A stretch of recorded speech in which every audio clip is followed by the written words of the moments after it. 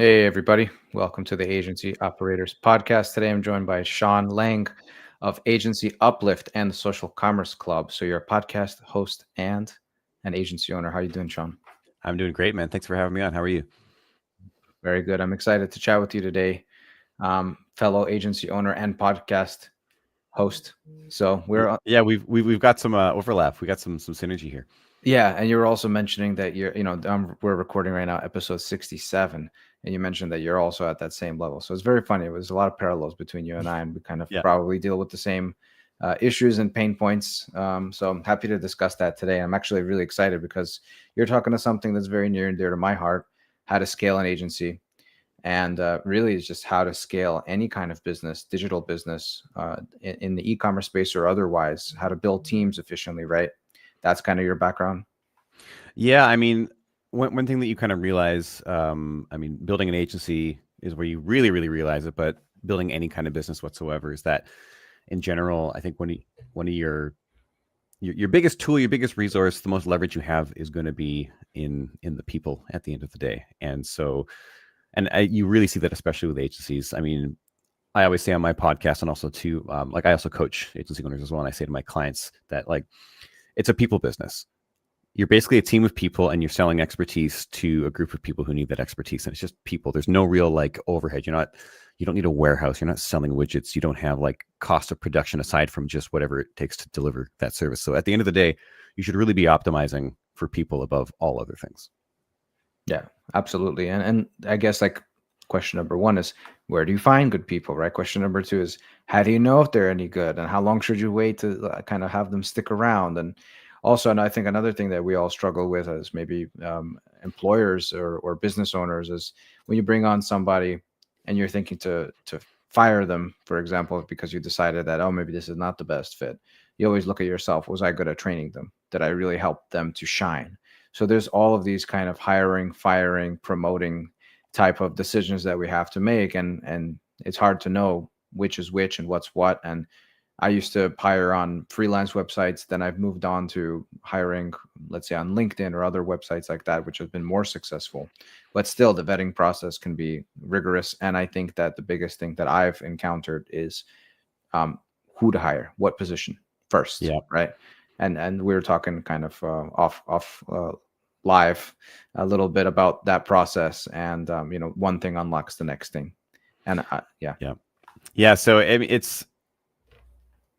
there's a lot of questions there, but they're all kind of the same question in a sense that they really all point back to a few key pieces. And first off, it's really hard to hire the right people if you don't have a very defined culture. And I think that a lot of us we start businesses with the idea of oh, this is the product or this is the service, but we kind of forget that we have to actually define who the business is first. Because once you define who the business is, you know what your core values are, you know what you believe in, you know the direction you're going in. That makes it much easier for everything downstream to happen afterwards. It makes it much easier to hire people because you say, oh, well, now I know what type of person will thrive in this environment versus what type of person will not. Here are the types of things that we need to be aligned on versus here are the types of things that don't really matter so much. It's very common if we start a business, again, producing a product or delivering a service, we just look for people who are good at doing that thing. And then, I think lots of people listening to this right now will say, I remember when I hired this person and they were so good, and yet they were awful. They were such a bad fit.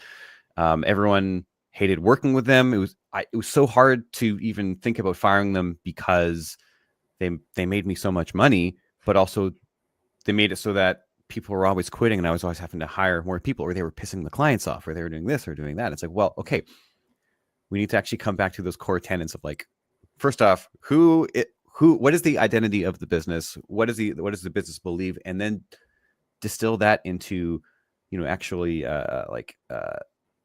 blueprints for the people that we want to hire. So now we can say, oh, before I hire this person, here is what their mission is going to be. Here is how I'm going to measure them. Here are the outcomes. Here are the KPIs. Most of us, our first probably 5 or 10 hires didn't have that. We just hired someone I need a media buyer. And then you hire a media buyer. And then 6 months later, you're I think they're kind of helping me because I'm not looking at those accounts, but I'm not really sure if things are actually going well because I don't actually have a system to actually measure that. I didn't start the relationship proactively saying, this is your mission. Here's how you're being measured. Here's how we'll both know, not just me, but we'll both know whether you are successful or not successful. Here is how often we're going to meet to actually review this, so I can give you feedback, and you can also give me feedback because I need feedback as a leader. Here are the competencies you need to have, and then one of the key pieces is, because we have our core values and we have our culture and our identity. Here is what our core values look like in action in your role. And so these are all those sort of like core things that kind of answer a bunch of those questions that you asked, which is like, where do you find people? Well, you don't need to look where so much as you need to know the kinds of people. Like, if you know the kind of person or what alignment looks like, that's going to tell you where you're going to find those people as well, right? There's going to be certain people that hang out in this kind of place versus that kind of place. Are they on LinkedIn? Are they on Upwork? Are they in Facebook groups? Are they primarily on Instagram? Maybe they're in school groups. Like maybe the kind of person that you're looking for is only going to come via referral. But that's all going to be defined by who are we, what do we care about, how do we see the world, what does alignment look like, what do we do, etc. So, Got it. Yeah, that makes a lot of sense. Like if you're thinking to give, let's say, a portion of your company to a super high level person, right? That's going to be responsible for many things, almost as responsible as you as the founder, right? You want to find that person maybe through a personal network because that person is going to handle a lot. You really trust that person, or you just find somebody randomly and spend a lot of time with them. But that, there's a shortcut to that, I guess, through referral network or personal private network versus somebody who's like customer service or, kind of handling more like administrative things. It's easier to find somebody who can maybe hire some fees or whatever it may be. And does it really matter, if they're coming out of Latin America or the Philippines or or wherever? Like, does that make a big difference? And I mean, it can, and it also might not. It's also really going to depend. Again, it's going to depend on less on deliverable these days because we all have access to the same free information. Like everybody can go out and get a free MBA. Everyone can go out and basically they have all the same. The most junior media buyer. I'm going to keep using that example because it's very easy. The most junior media buyer has access to the exact same information as like the top senior media buyer at the top agency or whatever. Now, like they have the playing field is completely level now. So we don't necessarily need to say, oh, I can only find this kind of media buyer here or this kind of media buyer there or whatever.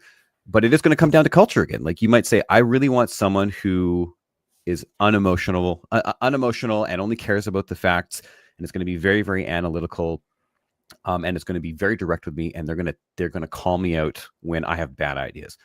Okay, so in that case, and I'm going to make some generalizations here, but in that case, I might want to look somewhere in Europe, maybe like Germany or like the Netherlands, or where people are just the culture is much more just direct versus the Philippines. I hire lots of people from the Philippines, but I will say culturally, it's much more sort of like timid and withheld, and they're not necessarily going to want to tell you things that might upset you versus other cultures are happy to. So you might say, oh, well, based on this kind of role and what our culture is like we have a very no bullshit culture. Okay, so I'm going to look for no bullshit people.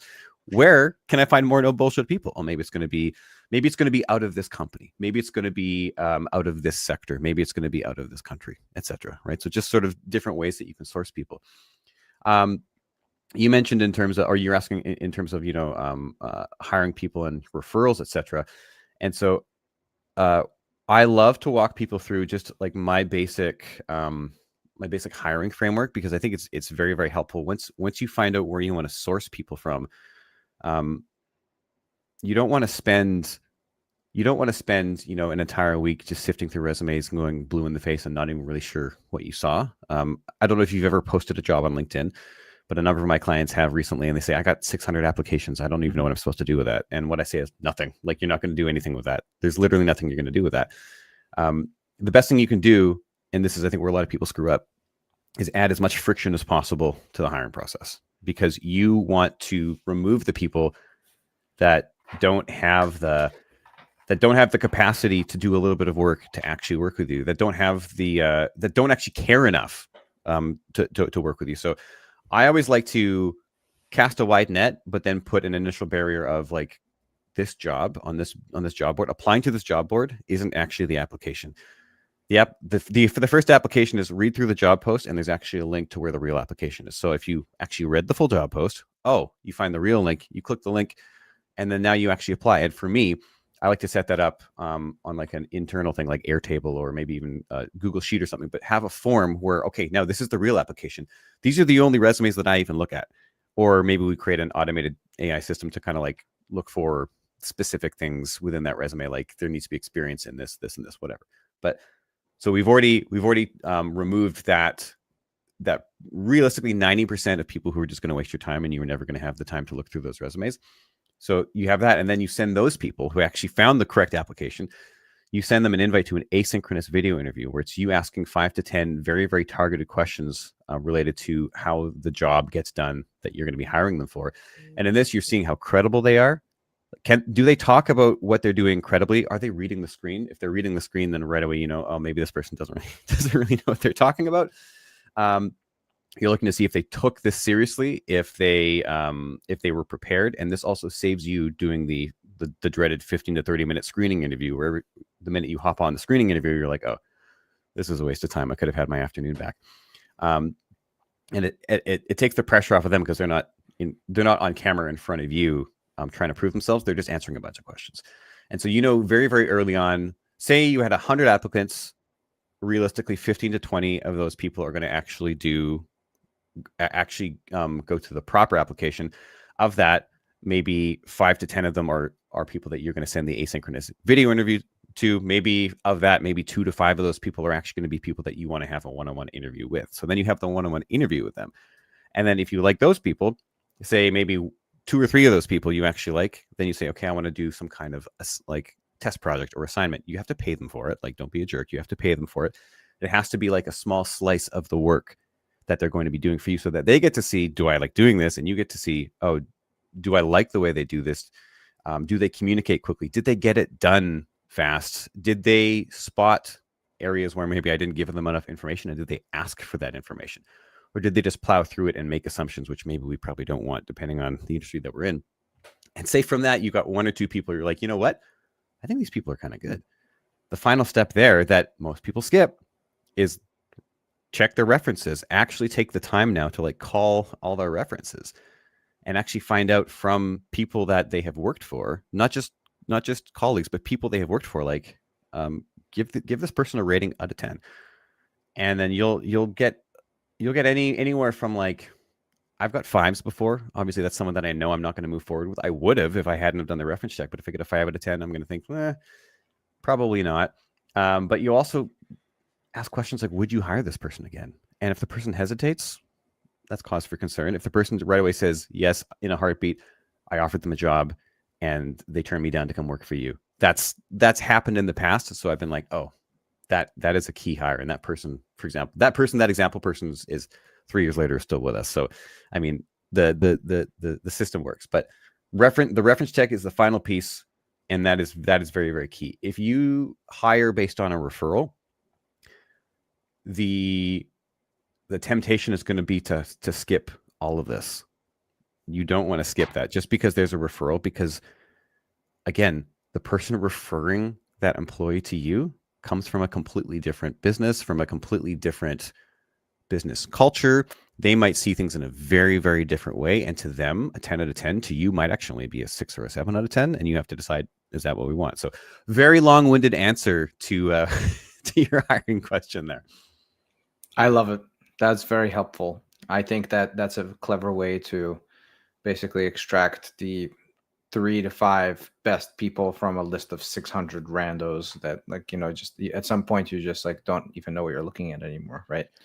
So, they all start looking the same. I've hired so many people, and it took me, let's be honest, probably like 400 or 500 hours of wasted time to sort of figure this out. Just week after week of going through resumes, and at the end of the week being like, did I even see anybody good? Did I even see anybody not good? I don't even know what I looked at. I just seen so many resumes, and you kind of just go blue in the face and cross-eyed. You don't know what's going on anymore.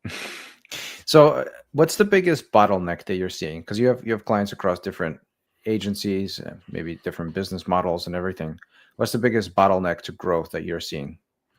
It's super, super easy because it's prolific, and it's a huge issue. And it's not even just agencies, but agencies are my specialty. It's the founder being the bottleneck, the founder being the chief problem solver, the person who at the end of the day kind of has to swoop in and either approve everything or hop on client calls or close every client. Basically, at the end of the day, us as founders, like we're entrepreneurs first. We started this business. We believed in it. It's our baby. We care about it more than anybody else. And at the very start, especially, we get a lot of fulfillment out of being the most important person, being super important. Like when people first start asking you for approvals, it kind of makes you feel good. You're like, oh yeah, that one, yes, that one, no. And eventually you start to resent that. Eventually you start to think, like, I have this team of like 15 people and they're always coming to me asking me, should I do this? Should I do that? Don't they know by now what good looks like? Well, if you haven't actually defined on paper objectively what good looks like, they probably actually like the idea of not having the responsibility of making that final call. They probably like the idea that at the end of the day, it's your final call. And, I was just doing what the boss told me. And it's very easy for us founders to really start to resent our team because of that, but that's not their fault at all. It's actually our fault. We've trained them. We've trained them to say that, like, don't worry, I'm the agency. You're just helping me, but I am the agency. We are not the agency. I am the agency. And so that is the biggest issue in agencies today is since we don't have our culture, we don't necessarily have a defined ICP, we don't have financial visibility, we don't have processes defined, we don't have the playbook, no one's getting managed. At the end of the day, it's just like one frantic founder, kind of semi-stressed out or fully stressed out, 12 to 14 hours a day, depending on the people that I talk to, running around saying, I know that I need to create systems and processes. I know that I need to create an onboarding flow. I know I need to do this, but I don't have time. Well, yeah, silly. You don't have time because you never did these things to begin with, and now you won't slow down to speed up, right? One analogy that I use so often, I've probably said this 5 or 6 times on my podcast now, is it's like you're in a bicycle race and you have flat tires and you're pedaling as hard as you can and you're barely moving and everyone's passing you. And someone says, hey, you should maybe stop, get off your bike and pump up your tires and then ride. And you're like, no, I can't afford to slow down and pump up my tires. And they're like, well, if you were to pump up your tires, you'd be going as fast as everybody else. But because you won't, you're never going to get to the end. You're just never going to get to the finish line. And also you're working way harder than you need to do. And you're hating every second of it. Makes sense. So, we're always told what sells, especially in the beginning, is kind of like this like founder-led, founder-face business. And I think that there is a disconnect there where you can still be the face of your company, especially if it's a small company. But what happens on the back end is very process oriented, and you're really there to drive the business forward with the face being there, right? Showing up for everybody, but having those strong systems behind you. But, sometimes, like, here's I'm not going to say argument, but here's kind of like, not necessarily pushing back, but my approach to it also has been, if you have things too systematized or too process oriented, does it kill the heart of the business by kind of like, if you're saying that you're a boutique company, right? You're a boutique offering, you're really white glove, you're really custom tailored, right? You're using those types of keywords to sell the service because that's what you might be. But then if you have really rigid systems behind it, then can you still be a boutique offering? I love this question because it comes back to the first principles again. It's like, well, what kind of business do you want to be? Okay, so if we want to be this boutique, customized white label business, or no, sorry, white glove business, not white label.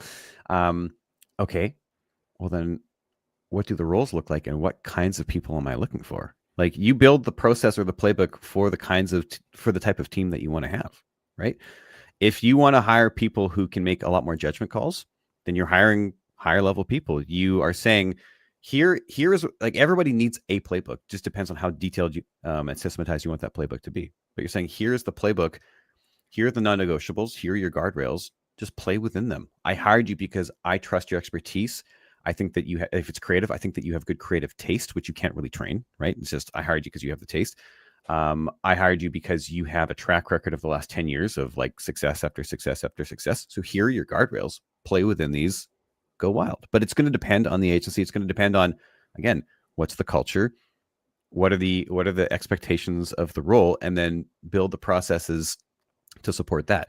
That's one thing that I think a lot of people get wrong. A lot of founders say, things are chaos. I need SOPs and processes. But they don't necessarily, again, they don't have the foundation. They don't have like here's who the agency is and here's what the rules are. They just create a bunch of to-do lists, a bunch of checklists, and then they hand them off to other people. and nobody follows them. And it's because there's a disconnect. The founder's like, here's how I think the work should be done. Meanwhile, the people are like, I've never done the work this way. Why would I follow this checklist now? I have a completely different way that I do the work. So do you get the people to make their own checklists? Absolutely, 100%. The people who do the work should actually create the processes and the SOPs. Because they're the ones doing the work. And if you want to just keep on doing more of that and you want to scale what you already have, then do that. Another great thing about that is that acts as if you've never defined your processes before, that acts as like your first introductory process audit, because now you as the founder can look and be like, oh, this is what you're doing. Oh, okay, well, I haven't been super happy with how X is happening. So why don't we, when you do this in this step, why don't you do that instead? Or maybe we should add an extra step here. So now you can actually look at how the sausage is being made and make changes, rather than just being like, you were doing it this way, now I want you to do it that way. And then either nobody does it or chaos ensues and you have to retrain everybody on the new way and everything stops or grinds to a halt. Love it. This is all very insightful. Sean, if somebody wanted to kind of get more insight or get help, what's the best way to reach out to you? Yeah, so I mean, you can go to agencyuplift.co. That's my website, but I do something called a agency diagnostic, something that agencies pay me for, but I also do a mini one, which is free. It's basically a short 3 to 5 minute questionnaire, and then it's a mini diagnostic, and it will basically give you, based on your answers, what your key bottleneck is and how to fix it. I think the agency game is basically death by 1,000 tiny cuts, and so we need to know where to start, what problem to solve, which then unlocks the next thing, which then unlocks the next thing. So if you go to agencyuplift.co/mini, and you can actually get your free mini diagnostic. And we also have a podcast, the Agency Uplift podcast. You can check that out. So on Spotify, Apple, etc. We actually have an episode with Pasha on it already. It was an awesome episode.